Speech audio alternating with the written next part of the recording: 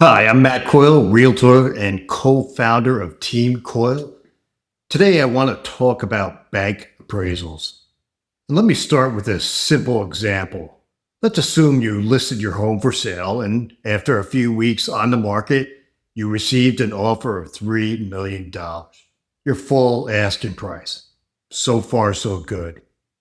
About a week later, the buyer completes their home inspection without any issues. The only remaining issue is the buyer's financing approval. Their offer includes a mortgage contingency. Now, if the buyer is approved, we're good to go. If not, the deal could unravel. A week later, the bank appraisal comes back and it's $150,000 below the buyer's offer. So as a seller, what do? You basically have two options. Option one, hold firm on your price, don't negotiate. But be careful, this can be a risky strategy, especially if you don't have a backup offer. Because depending on the wording of the mortgage contingency, the buyer may have the right to walk away if they can't obtain financing. So before you take that firm position, talk it through with your agent. Option two, negotiate to get a deal done. Let's look at the math. In our example, there is a $150,000 gap between the bank appraisal and the agreed upon purchase price.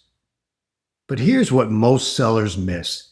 The financing shortfall is actually $120,000, not the $150,000 appraisal gap.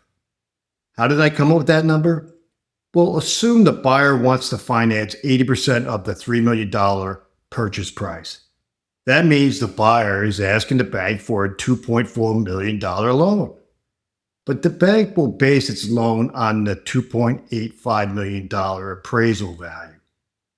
And at an 80% loan to value, that reduces the loan amount to $2.28 million, a $120,000 financing shortfall.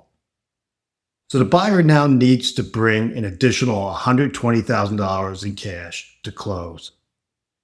Bottom line, as the seller, you really have two choices. Hold firm on price and risk losing the buyer, or compromise and get a deal done. Which option makes the most sense depends on the market, whether you have backup buyers, and what will it take to keep the current deal together.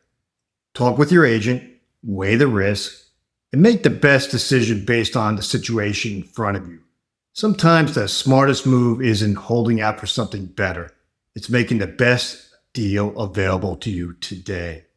Thanks for watching. If you found this video helpful, hit the like and subscribe buttons. I'm Matt Coyle. Have a great day.